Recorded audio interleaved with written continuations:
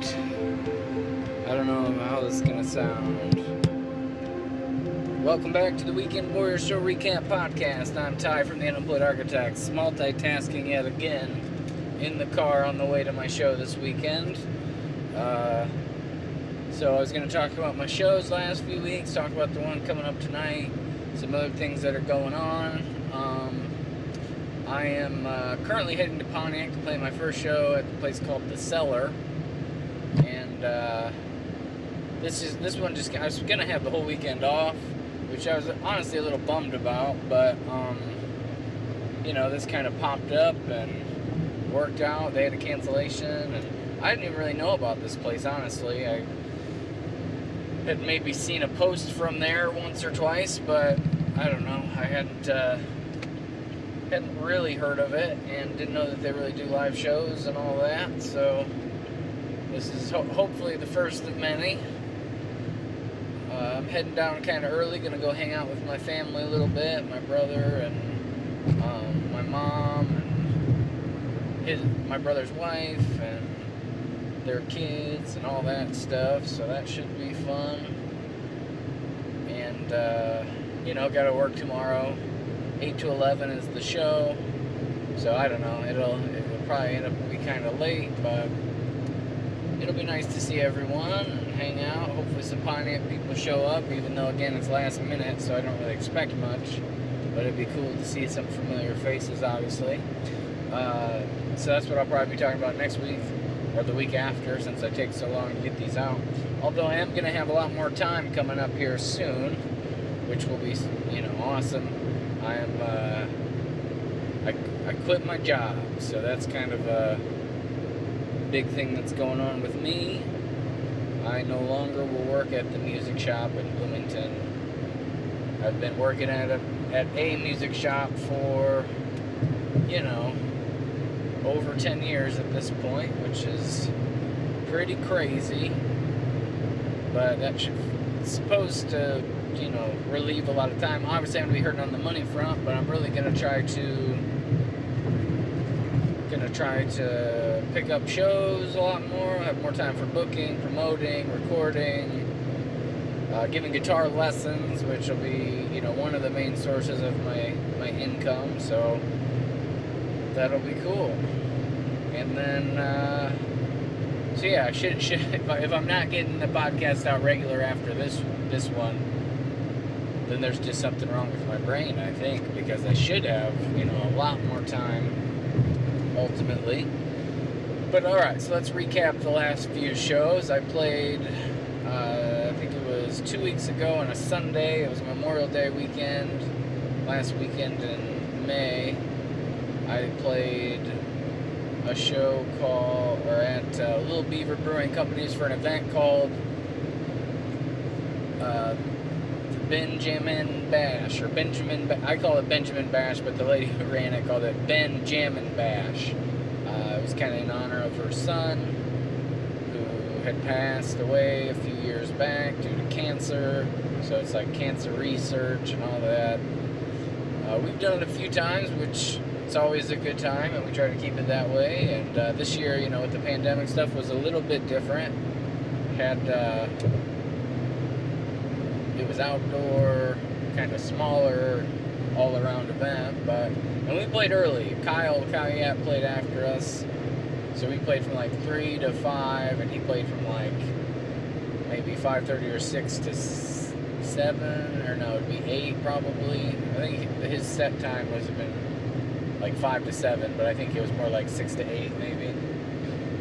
And we played with the new bass player for the first time, Doug Cook, and he kind of knocked it out of the park. Can't really complain about anything he did. He only had 3 practices with us, and he just kind of killed it. I mean, obviously there was a little bit of sloppiness here and there, but for not playing with us very often or very long, I think he did a really good job.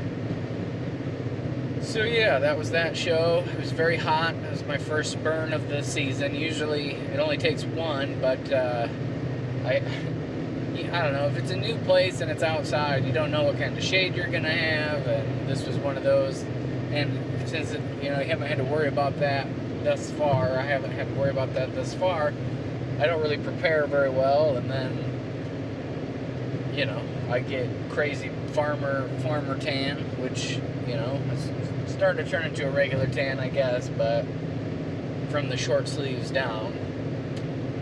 But yeah, and the show, I don't know, I felt a little uncomfortable, but it was just hard to get up at, you know, it was only 3 o'clock when we actually started. I mean, overall, it was a nice vibe and kind of laid-back atmosphere, but it's hard to get in that performance mindset that early in the day if you're used to playing, like, even just 6 to 9, 7 to 10, 8 to 11, and, I don't know, but again, it was good. I played standing up for, I think, the first time in a few months, so definitely got winded in a different way. So then, the next weekend I had 2 shows. I had Door 4 Brewing in Decatur, and that one was kind of a weird one. It was like double booked, I think, with a comedy show. So I usually do 7 to 9 over there, but ended up doing 9 to 11. And that went pretty good. I was outside, and it was kind of a nice night, and there was like a good crowd there. I wasn't like amazing, but they were into it. I feel like I did well. I ended up playing quite a bit long for some extra tips and stuff, made good tips. So that was fun. And then the next night at Clark Bar, kind of the same deal. It was like, I wasn't double booked or anything, but I didn't get pushed back, but it was 6:30 to 9:30. Played the 3-hour set, saw some familiar faces in the crowd, which was awesome. The Tabs came out, which, you know, throw the Tabapalooza every year, and it was awesome to see them. And, you know, sometimes when they come, I feel like I'm just playing for them, and they're really supportive and really nice. And you know, I don't know, I was kind of, I don't drink, but I felt like drunk or something. I was like sleep deprived. Everything was sloppy, but I was hitting notes and I was pulling out songs. There were a couple of songs I forgot I knew, which, you know, sometimes seems funny to me that, you know, I spent a lot of time learning songs, and then after you play it, you don't play them in your set for a year. They just kind of, it's not that you completely lose them. They just don't come to mind when you're thinking of what songs to play. And then, you know, sometimes you can just bust those out in the moment, and it can go really well or really bad. And so what happened was somebody requested Waylon Jennings, and I don't really know any Waylon Jennings, but then it popped in my head, oh wait, I do. I know a song called Amanda that Chris Stapleton redid, and I think it was like a live version at the Country Music Awards. I really like his version of it, so I did my version of his version, which probably sounds nothing like it, but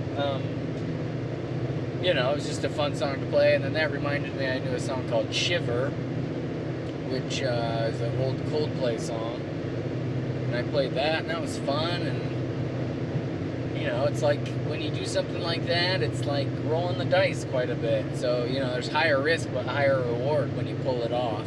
Not that I always do, but... And then the same thing happened there. Usually, you know, after sitting on the cajon for 3 hours or 2 hours, I'm like kind of ready to... For some reason, it really... you get kind of sore if you don't stand for a while. It's not very comfortable. I need to get like a better pad or something. But anyway, I don't know. I just felt like playing that night, so I just kept going and going and going. Playing weird songs. I play a lot of Weird King songs that I like to throw in there every once in a while, and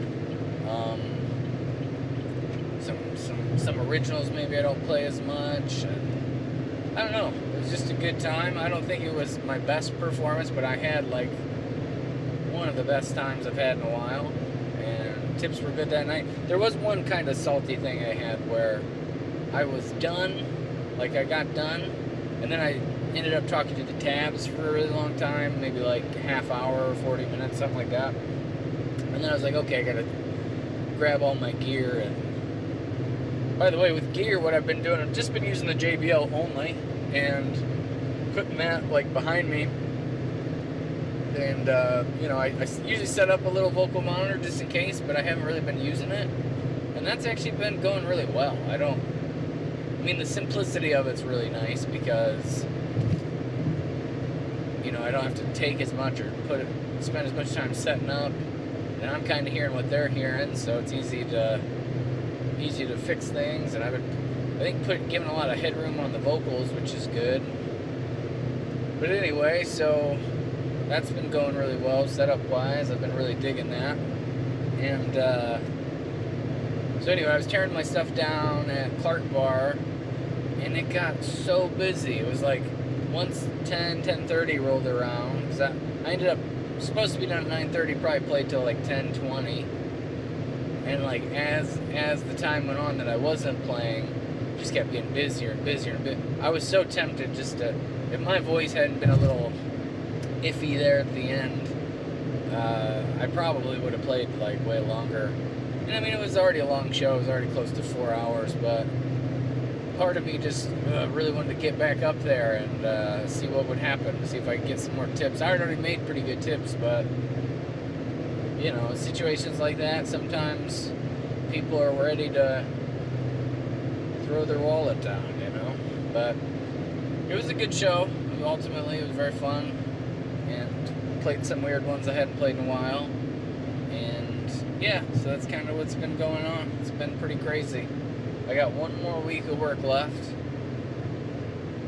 and then I got some time off, so I'm gonna try to really, really enjoy it, try to catch up on my sleep, because I feel like I've been, you know, burning too much oil or something. I don't know. I just always feel so run down. Maybe that's why I got COVID so bad. But I'm really going to try to build up my lessons studio. I did the math on it. If I could get like 20 students, which I have about 10 right now, I'd be doing almost as good with both as, you know, having both those jobs. And with my new situation, it's going to be easier to do that. And that would be Monday through Thursday, you know, maybe 2 hours, 3 hours a night, and then, you know, have every Friday, Saturday, Sunday off. Got to figure out insurance, got to figure out, you know, I had a pretty good 401k stuff going on from Kidder.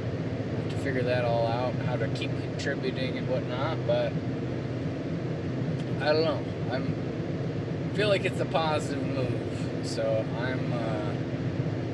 I'm really looking forward to just having more time to focus on the things I actually need to focus on. You know, whether it be just like working out more, getting more sleep, but obviously mostly playing music, recording music, podcasts. Hopefully I'll be more up to date on these, and I'm gonna look into some voiceover stuff. I think I could do that pretty easily. Record like ads or narration for different things, because since I can record a podcast, which I'm by no means a pro, and I'm definitely not an actual studio engineer, but I could probably make something sound pretty okay with that front, so I'll probably try a little bit of that, see if I get some freelance work and whatnot. I have another podcast I've been working on for so long that I haven't really been able to make any headway on, because I just never have any time.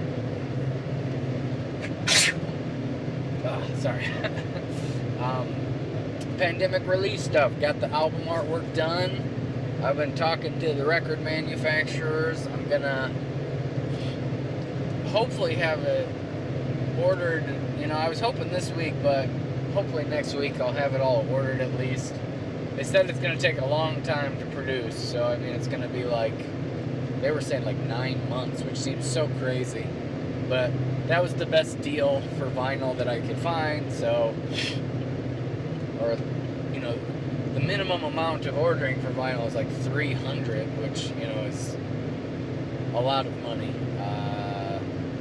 Probably close to or over $1,000 just to get 300 printed with your album art and all that stuff. So pretty crazy, but I definitely want to have my stuff on vinyl. and this pandemic relief EP, I think will be a cool project for it, you know? So I'm excited about that. My brother did a really awesome job on the artwork, and yeah, just really looking forward to it. So next week I'll be talking about probably this show, and maybe I have 2 shows next week, so we'll see. They're both supposed to be more on the full band side of things, which will be Friday in Rantoul at the Summer Sounds concert series, and then Saturday I'm just playing Champaign at Poor Bros. So looking forward to both of those. As of now, it's supposed to be maybe 4 pieces for both of those, which you know, should be cool. I haven't played in that big of a lineup in a while, and we've been working on inputting more songs for Doug, the new bass player, and he's been doing a really good job. So that should be what I'm talking about. Anyway, as always, I appreciate anybody who takes the time to listen, and I will talk to y'all soon. On the ride home, so I did a podcast on the way to the show, recapping the other shows. I've always thought it would be a good time to recap a show right after it happens, and it's late, and nobody wants to talk to me on the phone, so I guess this is my answer. I should always do it like this, because I have a very good memory of, you know, how it all went down. So I played at a new place in Pontiac called the Cellar. Never played there before. Picked up the show last minute. It was confirmed on Tuesday. Played on Friday, which is tonight. So I didn't have anything this weekend, which I was pretty bummed about, which I think I mentioned. But picked this up, and one of the better shows I've done this year. It was a lot of fun. It was a really good show. It's kind of a slow start. I had my family came, like my mom and my brother came, and a couple of their friends, and some other people were there for a bit. And I don't know, it sounded pretty good. I had the first song, I did like a bunch of Johnny Cash to start, and there's kind of some older country crowd, so I thought that would go over well. Second song, I walked the line, and I started coughing real bad in the middle of it, and so that was a bummer right off the bat. You know, I felt like everything was sounding good. I was having fun with my Johnny Cash voice, but then after that, it just like got better and better and better, and it was just awesome. I don't know how else to say it. Some hometown Pontiac people ended up came, and the people that weren't there to see me were enjoying it. And Brian Wolf came out and played some songs, which I always enjoy what he does. And I played a lot of covers. I wish I would have done some more originals, but I don't know. The crowd was feeling covers, it seemed like. You know, I always try to slide some of my originals in there. I ended up doing about 4 hours, 8 to 11, and then I played probably an extra hour. Plus Wolf played a few times. And I don't know, I've been playing this Need to Breathe song a lot. It's called Who Am I? I played that twice tonight, because I actually technically played it 3 because I did the sound check. I did it with the sound check. I also did, during the sound check, when there was just one dude eating dinner in there, I played a song I kind of forgot I could play called Amanda. And I played it, and like the guy there literally, he after he came up and he was talking to me, he was like, I literally stopped eating and turned around because he's a big Waylon Jennings fan. So that was definitely cool, and I think right out of the gate, starting with that, the bartender seemed to enjoy it like right away and gave me a lot of props throughout the night. And there was a lot of dancing. I did the foot drums and everything, and I don't know, it was just a good night. I know I keep saying that, but I played like a lot of fun, funky guitar, lots of lead and solo stuff, and I really like opened up. I I have a couple of songs where I just kind of BS some stuff, and the actual solos in the songs I wouldn't say were great, but some intros and some outros. Last song of the night was like a 10-minute long jam at the end. Like I played Knocked Up. Some friends of mine, Joe and Brandy, were there, and that's like their song every time they come. I don't ever practice it, but when they're there, I'm like, well, we'll see what happens. And so, you know, I winged it, and it was sounding good and feeling good. And then at the end, I was just like, let's see what happens. And I just like threw down like so hard for so long. And I was doing the foot drop. Everything just felt so loose tonight. Like, I don't know, sometimes I'm so like stringent, or like, I don't know what the word is, like, I can't think of it right now, but like stuffy with my foot drumming, especially because I'm just like, you know, I don't want to mess up. I just want to keep the groove going. But tonight I was just like all over the place with it. Maybe like if a drummer listened might not like what I did, but it was just like everything was so connected. Like my hands, my feet. It's like I did a bunch of like slow down things and like pause things and weird beats that I don't normally do, and especially with that end thing. I don't know. I did the medley tonight. That always goes over really well, and you know, I was fucking around a lot with that, like with the kind of start and stop, and I got everybody singing and everything. And after that, I just felt like I really opened up. It was just good to see everybody. And sorry, I'm gonna call. It's good to see everybody, and they were all dancing and wanted me to play longer. Made an extra over $100 in tips, and it was just an overall good night. I don't know. I hope I go back there, and I hope it's as fun. I hope that I can continue the momentum I've had for shows. I think it'll be easier once I'm done at my job, because I mean, I don't. Even when I'm tired and stuff, it's like I'll just play an extra hour. I don't know. It's hard to get me off the stage. Like, I was like bummed that they wanted me to be done at 11, and I just kept playing, and it was like a lot of fun and awesome. So good, definitely a good time. And like I said, I hope to be back. And yeah, that's the only show this weekend. So I guess I won't be talking. Again, I'll probably just put these two together, the pre-show, post-show kind of thing. And, you know, next week I got Summer Sounds in Rantoul. That's supposed to be 3 or 4 piece.